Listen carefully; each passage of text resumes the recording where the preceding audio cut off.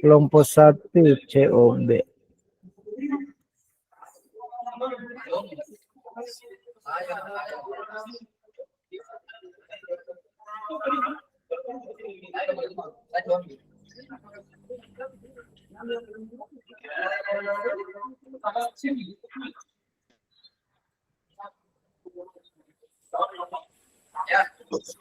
Oke, sudah kelompok 2. Kelompok 1. Kelompok 1 kelompok 2 OAM.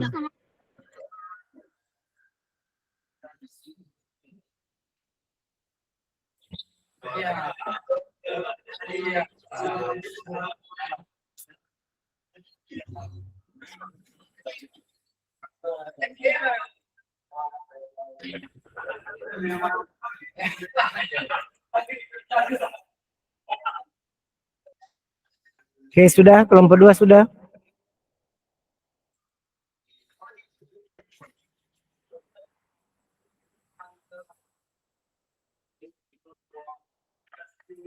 Apakah yang Oke, sudah ya. Oke, baik. Oke, silakan.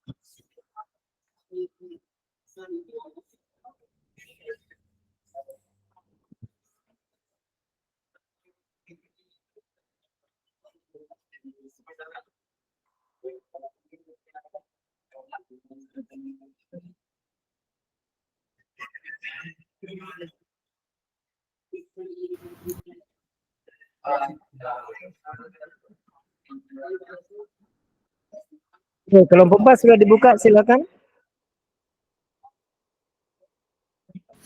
Makasih. Makasih, Kak. Siap.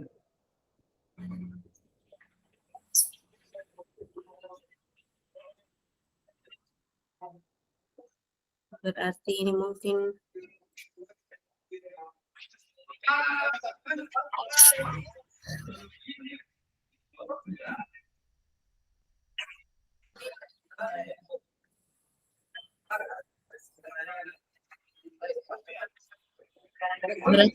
dianalisa semua setiap kasus barang mungkin dibaca ya.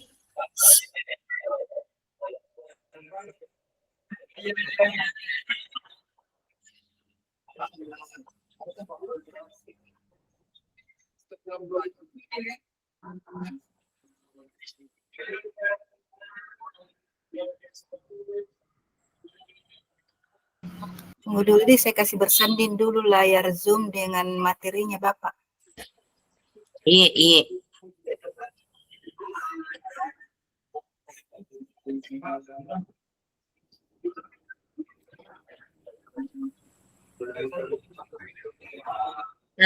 Mungkin ini semua kasus kita ada 4 kasus. Oh iya, ini kasus-kasus yang ada di situ di materinya yang sudah dipelajari sebelumnya ini.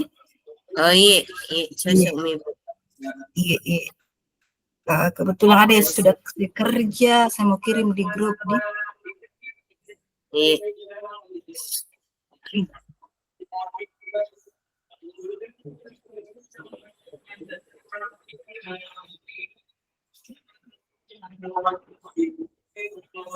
Berarti ada 4 kasus mau diselesaikan ini, Di.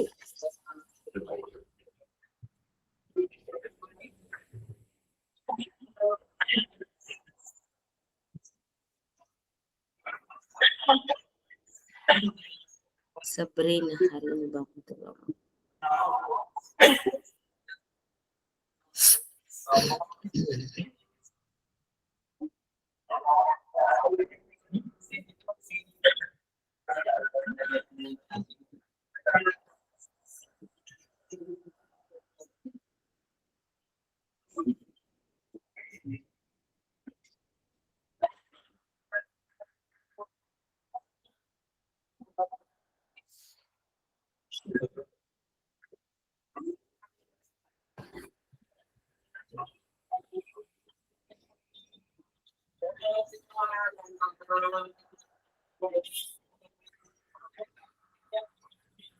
Silakan, silakan.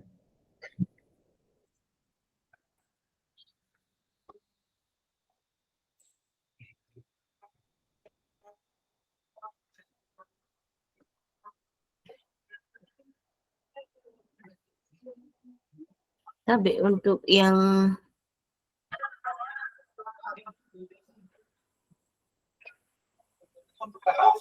tugas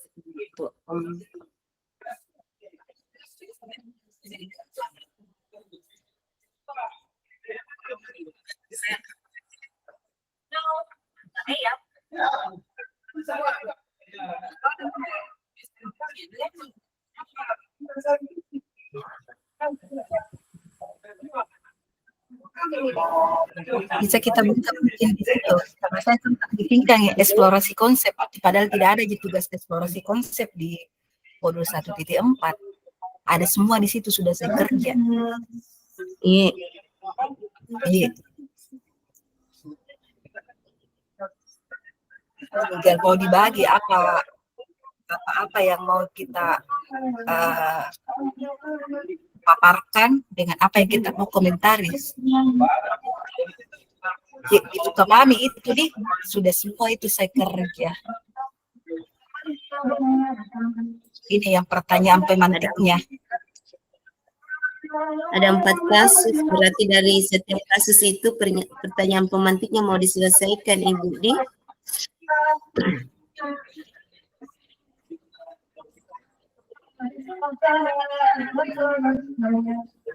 Kasus kedua, ketiga, mungkin kita kasus keempat mungkin Ibu Jaya. Kenapa ya? Kasus keempat mungkin kita. Kasus keempat mungkin kita, Ibu, karena di situ di atas paling di atas yang dikirim sama Bapak sama hasil kelompok 4 kisah lapangan basket. Oh, kisah lapangan basket. Iya, berarti kasus yang mau diselesaikan di situ, Ibu. Sepatu Sabrina berwarna coklat. Cocok, Midi?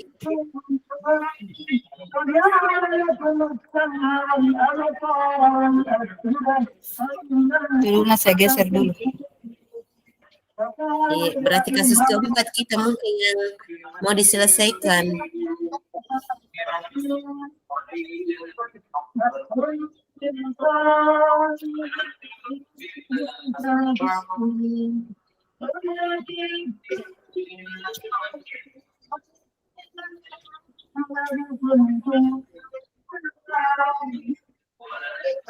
Posisi kontrol apa yang telah dipraktikkan oleh kepala sekolah itu? Berarti tidak semua kasus mau diselesaikan ini. Oh, ini Anto dan Dino. Iya. Cocok mulai dari Anto kasus 4. Oh iya.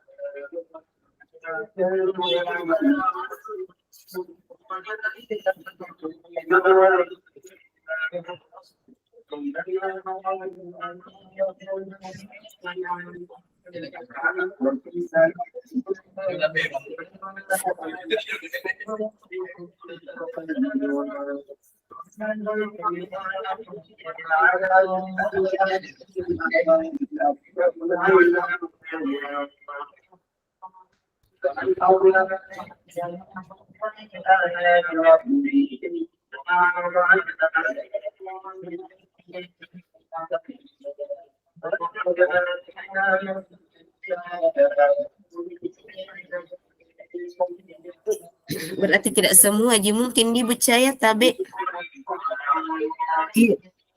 Ngaji kasusnya diselesaikan di berarti untuk kelompok Ini Ji Anto dan Dino nih. iya itu Ji mungkin.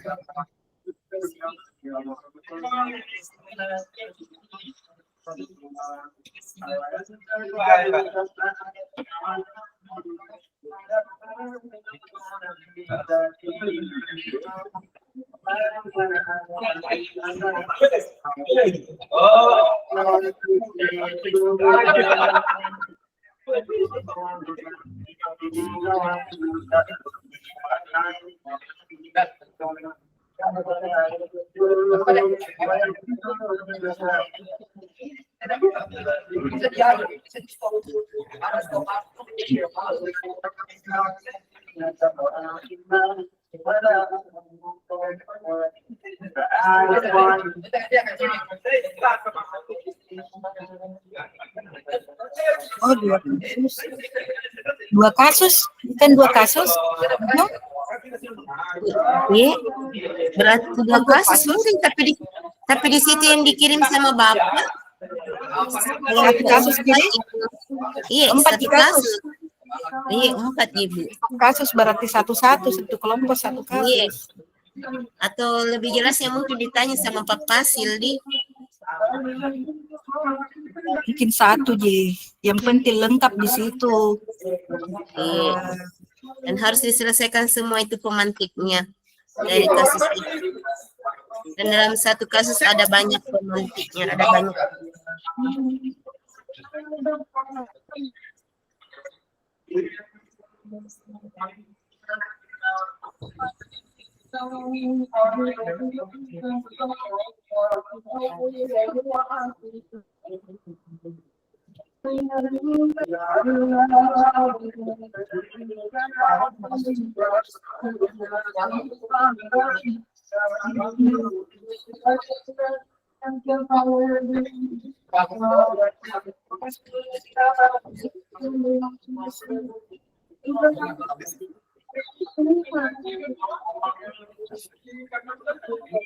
Oh iya.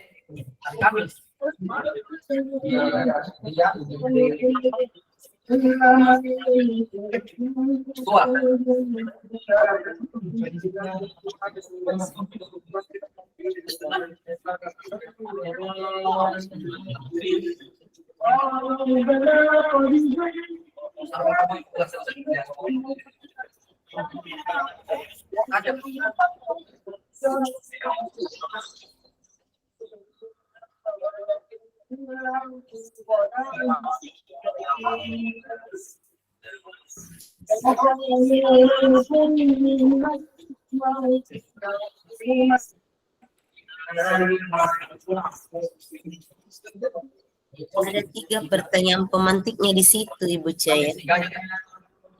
Ibu Rahma, Ibu Umi. Ada 3 pertanyaan dari kasus 4. Itu yang paling bawah di Bu Jumri. Iya, cocok Umi. Posisi kontrol apa yang telah dipraktikkan oleh kepala sekolah dan hal-hal apa saja yang dilakukan sehingga Anda berkesimpulan demikian.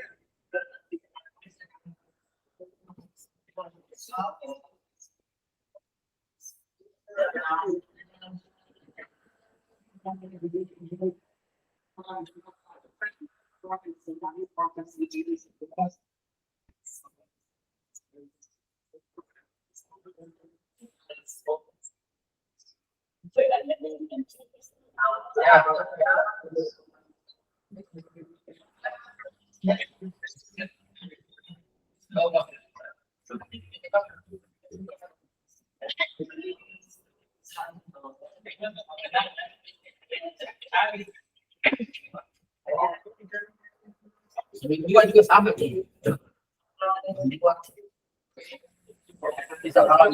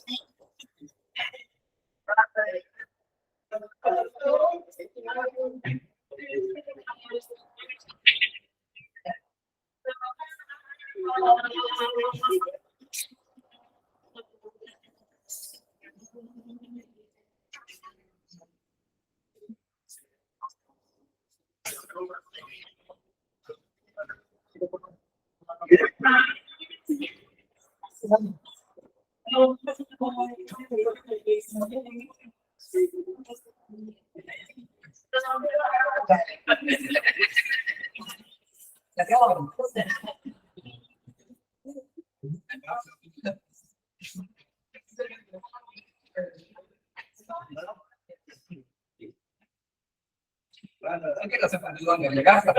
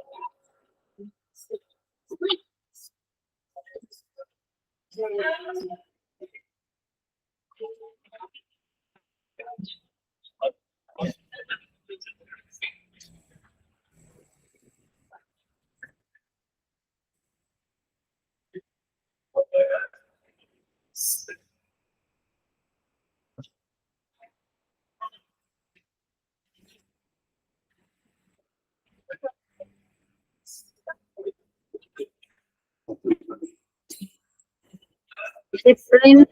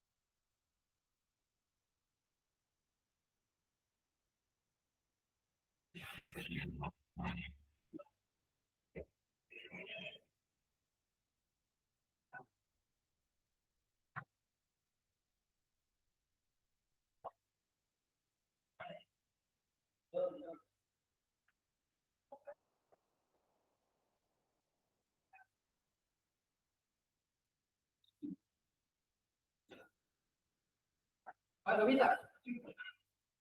Berapa?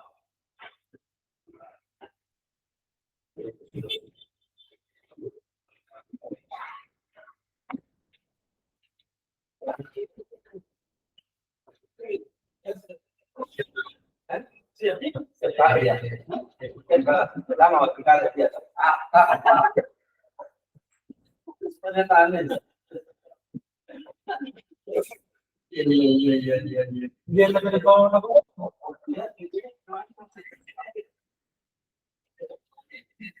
Ada di kita sekarang.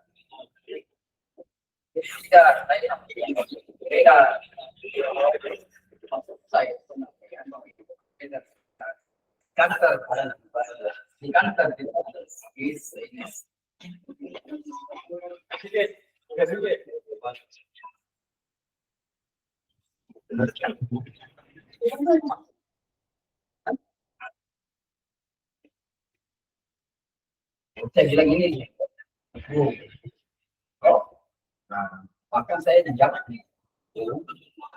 Ini yang saya sampaikan betul supaya ada satu maka hampir benar di bagi kita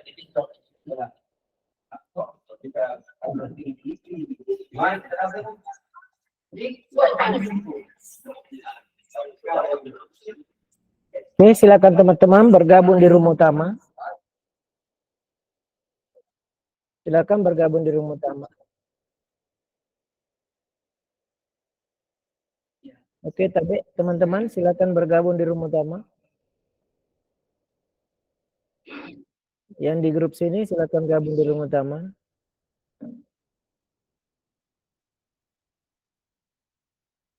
Ya.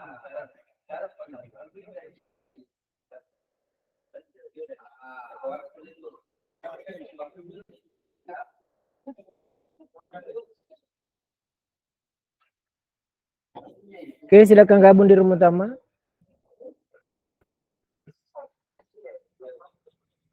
Bapak dan Ibu, silakan gabung di room utama. Sebelum saya bisa gabung.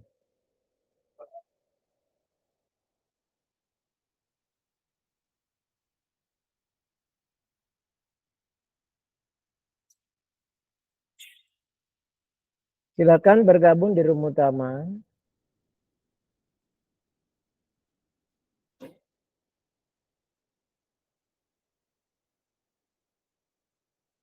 Bapak dan Ibu boleh diundang temannya untuk gabung kembali di room utama. Yang masih berada di room 1, 2, dan 3, di bor 1, 2, 3, dan 4. Dipersilakan dengan hormat untuk masuk bergabung di room utama dengan kode MSP.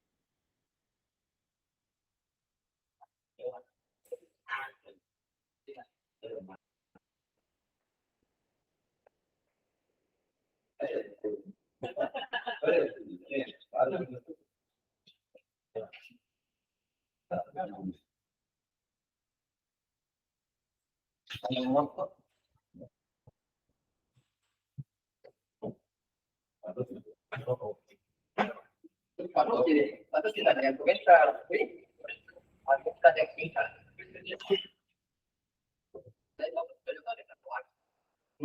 Informasi.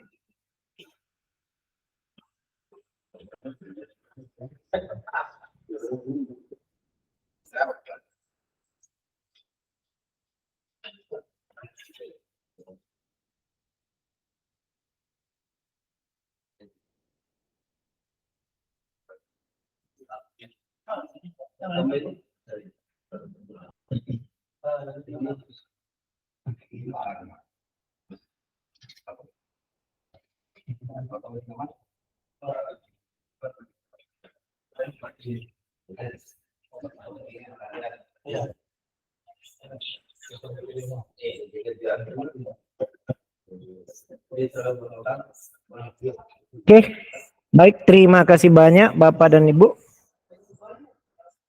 telah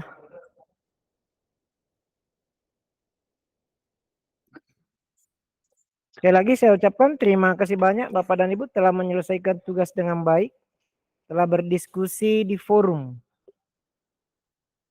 di room kelompok masing-masing dengan menyelesaikan beberapa tugas yang insya Allah akan didiskusikan secara virtual sedianya. Berdasarkan jadwal akan didemonstrasikan atau didiskusikan bersama guna mendapatkan masukan dari kelompok lain dan juga dari fasilitator sesuai jadwal yang ditetapkan oleh kementerian itu besok. Berkaitan karena besok saya diklat untuk calon instruktur dari pukul 7 sampai pukul 17. Maka saya mohon kebesaran jiwa dan hati dari teman-teman untuk kita bergeser pada tanggal 23. Tepatnya hari Kamis, hari libur, pada pukul 10 hingga pukul 12. Terima kasih atas persamaan dan sikap legowo dari teman-teman. Semoga ini lebih bermakna buat kita. Oke, sebelum kita tutup, ingin menyampaikan kembali teori-teori tentang teori kontrol, teori restitusi, teori penggunaan positif, ataupun informasi apa saja yang terkait dengan bagaimana menyelesaikan tugas-tugas tadi, bagaimana Bapak dan Ibu menelah kasus-kasus dengan memperhatikan contoh yang telah dipaparkan oleh penulis modul. Bisa jadi, bisa juga enggak. Contoh ini pernah kita alami atau pernah kita menyaksikan, paling tidak mendengarkan tentang kasus-kasus tersebut di sekolah lain. Maka dalam hal ini, sebelum kita belajar tentang teori budaya positif, atau kita telah menerapkan hukuman terhadap peraturan sekolah yang dilaksanakan di tahun-tahun kemarin, maka setelah belajar dengan teori ini, kemudian menyandingkan dengan pengalaman yang kita lakukan, dan selanjutnya menganalisis ilmu baru yang dijabarkan pada pembelajaran ini tentang teori kontrol. Salah satu diantaranya ilusi guru mengontrol murid. Terkadang kita mengontrol murid dengan menggunakan power kita, kekuatan kita sebagai seorang guru, sebagai penghukum yang menetapkan kedisiplinan, yang menetapkan aturan terkait dengan sesuatu yang dilanggar oleh anak berdasarkan peraturan itu. Namun, sekali lagi namun, pernahkah kita juga menelah atau mengkritisi diri sendiri terhadap aturan sekolah yang sengaja ataupun tidak sengaja kita langgar? Misalnya kebetulan ada acara-acaraan, kita agak telat datang di sekolah atau agak kecepatan pulang sebelum waktu yang telah ditentukan karena ada acara sesuatu. Ini teori kontrol yang pertama yang disampaikan oleh Dr. William Glasser, bahwa terkadang ilusi guru itu dia mempunyai hak otorita untuk mengontrol segala apa yang di luar dari kewenangan murid, apa yang di luar dari kewenangan sekolah, apa yang dilanggar menurut kita adalah dilanggar murid, itu adalah semua adalah hak kita untuk melakukan itu. Perlu kita sadari teman-teman, bahwa seorang keledai atau seorang penggembala domba bisa saja memaksakan dombanya, bisa saja memaksakan keledainya ke tepi sungai, tapi jangan harap akan memaksa untuk meminum. Boleh jadi juga kita akan memaksa aturan, kita akan memaksa anak ke dalam kelas, tapi jangan harap untuk memaksa anak-anak untuk mendalami pengetahuan itu. Yang kedua, terkadang juga orang dewasa membawa atau mengeritik dan mengharap bahwa dengan kritikannya orang itu merasa bersalah dan menguatkan karakter. Terkadang kita seorang guru, orang dewasa, yang kita harapkan adalah terbentuknya karakter peserta didik. Dengan mengkritik kesalahannya, kamu sih bandel banget ya. Seharusnya kan kau tahu peraturan. Semestinya kita mengenakan sepatu hitam, mengapa kamu mengenakan sepatu putih? Tanpa kita pernah membaca latar belakang sehingga anak itu mengenakan sepatu putih. Apakah hal itu benar-benar membuat karakter?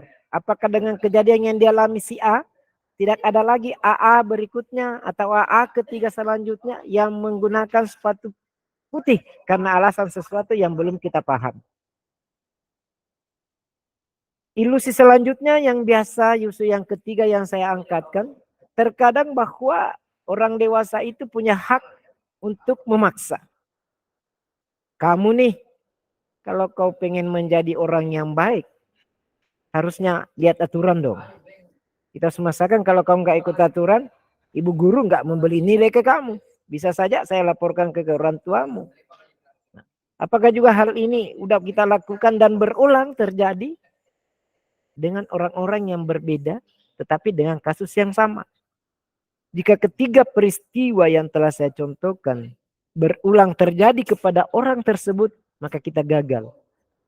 Tapi kalau kita berulang kepada orang yang lain dengan kasus yang sama, artinya teguran-teguran itu belum ada manfaatnya buat diri kepada siapa kita melakukan. Untuk itu, kita mau mencoba hari ini tanpa ada peraturan yang sifatnya menghukum, karena kita bisa yakin menghukum bukan berarti dapat memperbaiki karakter peserta didik, dapat membawa anak-anak keluar dari zona nyaman. Namun mari mencoba membuat kesepakatan kelas sederhana dengan harapan kesepakatan itu bisa membawa anak-anak ke karakternya ke arah yang lebih baik. Lagi-lagi saya ingin menekankan bahwa hukuman kedisiplinan bukanlah satu jalan yang terbaik untuk membuat anak-anak menjadi anak-anak yang disiplin, yang punya mental yang baik dalam membangun karakter. Tetapi mari melihat menanamkan tentang bagaimana resolusi konstitusi konstitusional dengan menggunakan segitiga restitusi. Konsep disiplin yang dimasukkan melalui pembelajaran Ki Hajar Dewantara di modul 1.4 ini tentang budaya positif adalah merupakan unsur utama dalam terwujudnya budaya positif yang kita cita-citakan. Kalau hari ini mereka berdisiplin, berpakaian sesuai aturan sekolah yang kita tetapkan, tapi belum merupakan kedisiplinan instruktif, kemauan yang lahir dalam dirinya masih bersifat kemauan dari luar, maka hal itu belum kita terjadi, bahwa belum lahir dan belum terbentuk karakter positif dalam diri anak. Yang sangat kita harapkan adalah lahirnya budaya-budaya positif dan keyakinan itu tumbuh di dalam diri anak.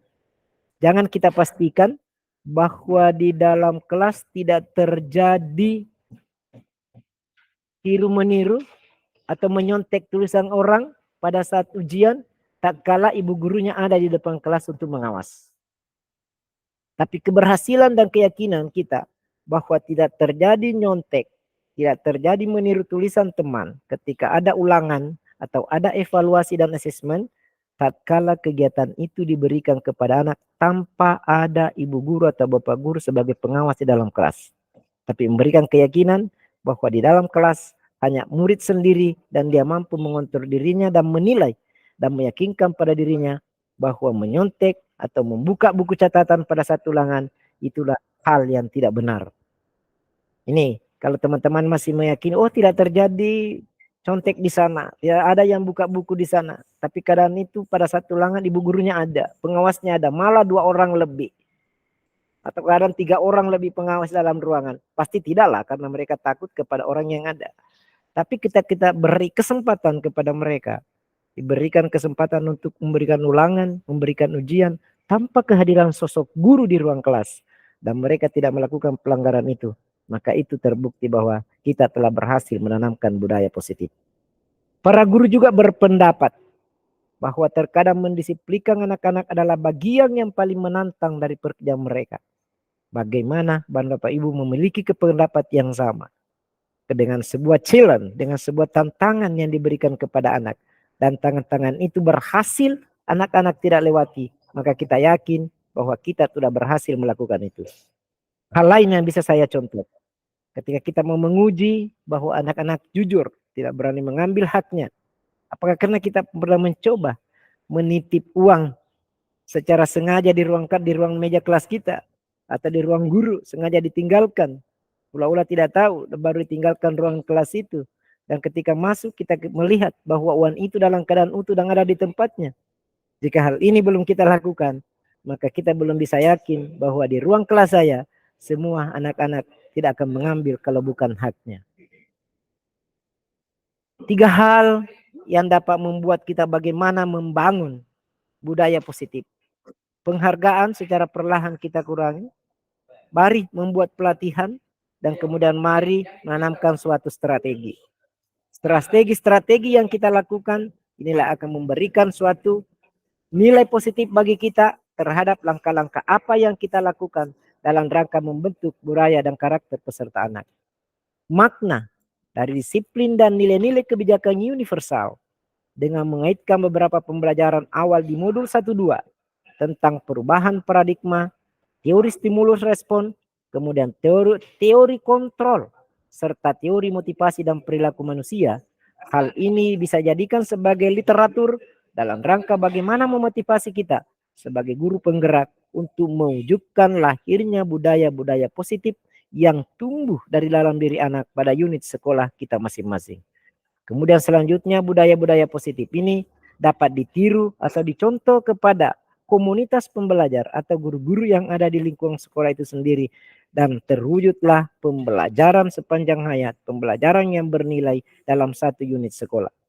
Budaya positif adalah merupakan menjadi tempat budaya sekolah yang merupakan budaya positif adalah sebagai wadah, sebagai tempat para guru, murid, serta setiap lapisan komponen sekolah untuk merasakan adanya atmosfer positif yang membangun dan memperkuat karakter. Atmosfer positif inilah yang hari ini kita mulai kembangkan. Bahwa anak-anak tanpa disengaja dan tanpa harus turut kepada aturan, mereka sudah paham waktu belajar, mereka sudah paham waktu istirahat, mereka juga sudah paham hal-hal yang berlaku dalam sekolah ini. Saya ingin membagi saja sebuah informasi. Saya pernah melihat satu sekolah dan saya pernah belajar di sekolah itu selama 2 pekan. Tidak banyak aturan yang tertulis. Hanya satu di beberapa tempat. Hanya satu kalimat yang tertulis di beberapa tempat. Kalimat itu bunyinya seperti ini. Semua ada tempatnya, semua pada tempatnya. Saya ulangi, semua ada tempatnya dan semua pada tempatnya. Nah, ini sudah tidak terlalu rame tapi punya makna tersendiri. Nah, tadi telah kita melihat pada satu diskusi ada tindakan, ada perkataan, kemudian ada alokasi. Saya kira Bapak dan Ibu sudah melihat tentang ini, hasil dan perilaku. Lalu, saya mengingatkan kembali teori-teori yang mendukung tentang budaya positif. Di antaranya, teori hierarki Maslow. Teori ini menyatakan bahwa motivasi manusia bekerja atau melakukan sesuatu adalah untuk memenuhi segala kebutuhannya yang dia bagi ke dalam 5 hierarki. Kemudian teori motivasi MC Celan menyatakan bahwa motivasi seseorang bekerja atau melakukan sesuatu adalah karena ingin berprestasi. Teori yang ketiga, harapan Fromm, menyatakan bahwa motivasi manusia melaksanakan sesuatu adalah agar ia tidak mendapatkan apa yang ia harapkan.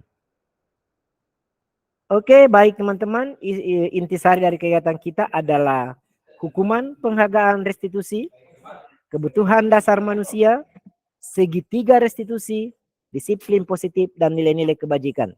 Atau boleh disingkat disiplin positif nilai kebajikan DPK, kebutuhan dasar manusia KDM, segitiga restitusi SRT, dan hukuman penghargaan atau restitusi HPR. Ketiganya ini saling kait-mengait antara satu yang lain untuk menghadirkan bagaimana kenyamanan atau hukuman mendapatkan imbalan atau penghargaan dari orang lain, serta bagaimana kita menjadikan orang-orang yang ada di dalam lingkaran pengaruh kita sebagai seorang guru untuk saling menghargai diri sendiri dengan nilai-nilai yang mereka percaya dalam rangka mewujudkan pembelajaran yang lebih baik untuk menciptakan situasi yang aman dan nyaman di ruang lingkup belajar sekolah dan menjamin terjadinya merdeka belajar jauh dari bagaimana tekanan-tekanan anak-anak untuk mendapatkan pembinaan hari ini, tapi mereka hadir dengan naluri, dengan institusi yang menjamin keamanan mereka. Tidak ada lagi bullying di sana, tidak ada lagi hukuman di sana. Semua ini bisa didasari atas adanya kesepakatan bersama, merupakan suatu kesepakatan kelas yang dibangun berdasarkan teori motivasi, instruksi, dan teori segitiga restitusi yang akan diwadahi oleh Bapak dan Ibu selaku guru penggerak, sebagai orang-orang yang terdepan yang akan menjadi contoh dan teladan bagi teman guru di sana. Terima kasih banyak atas berkenan dan perhatiannya di menjelang sore hari ini. Mudah-mudahan apa yang kita dapatkan insya Allah akan menjadi bekal dasar dalam rangka bagaimana menghadirkan kepemimpinan, menjadikan orang-orang yang berbudaya positif dalam rangka menjalankan tugas kita sebagai pendidik yang insya Allah akan menjadi pendidik yang dihargai dan dihormati oleh peserta didik. Baik, sebelum kita mengakhiri pertemuan hari ini, kami persilahkan kepada Ibu Rahmawati untuk menyampaikan closing statement-nya dan insya Allah dilanjutkan oleh Bapak Muhammad Tahir sebagai reporter pada kegiatan hari ini. Untuk pertama disilakan kepada Ibu Rahmawati dan langsung saja diambil alih oleh oleh Bapak reporter Muhammad Takbir. Disilakan.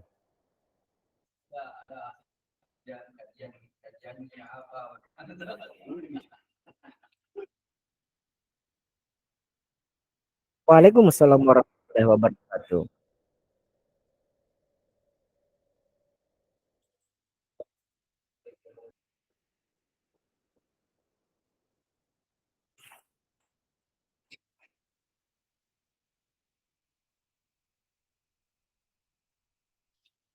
Mantap.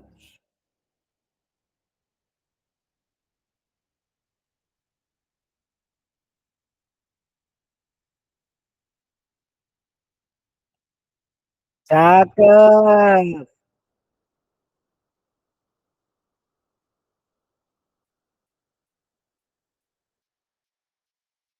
Oke, silakan.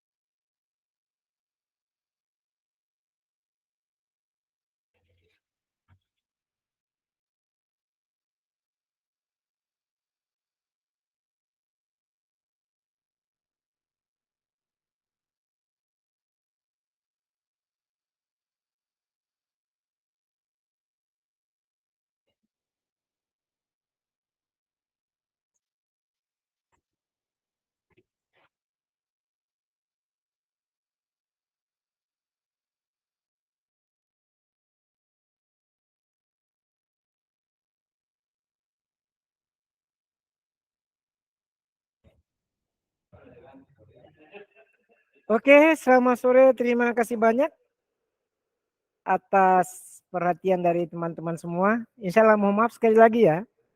Insya Allah saya sudah berkoordinasi ke tim admin yang semestinya besok kita jumpa dengan waktu yang sama.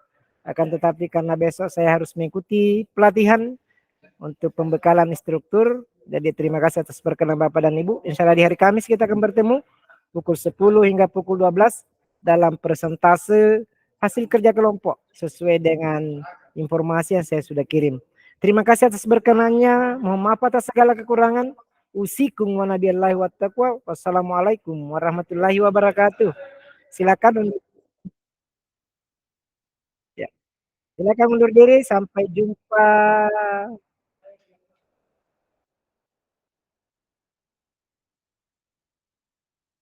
Boleh, boleh, boleh.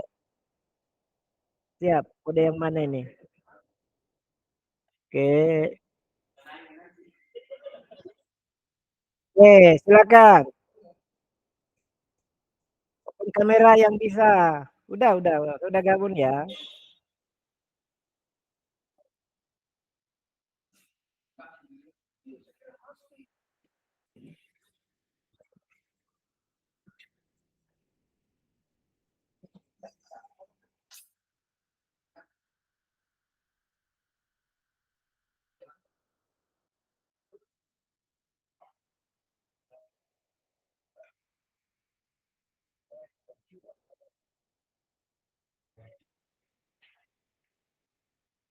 Boleh, silakan.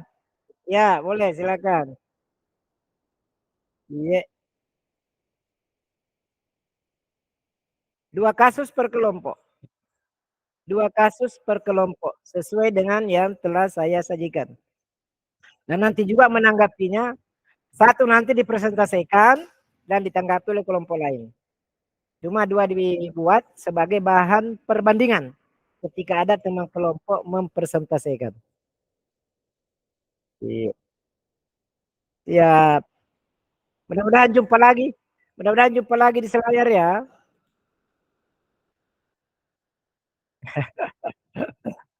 Semoga ketemu di pantai apa itu? Katanya orang pantai Sunari bagus katanya. Kata orang. Ya, Sunari kata orang bagus. Ye, ye.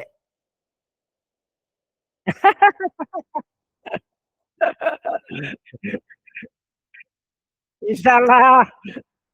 Insyaallah nanti datang lagi kita kumpul semua. Oh, itu. Siap. Oke, siap. Oke.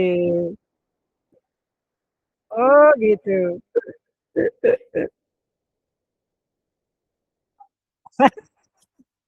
Siap. Insyaallah. Paling tidak LK7 paling tidak. Tapi di depannya mungkin datang lagi. Tapi LK7 insyaallah. Iya. Oke, siap. Silakan bergeser teman-teman ambil aktivitas lain. Iya, terima kasih semuanya juga. Iya.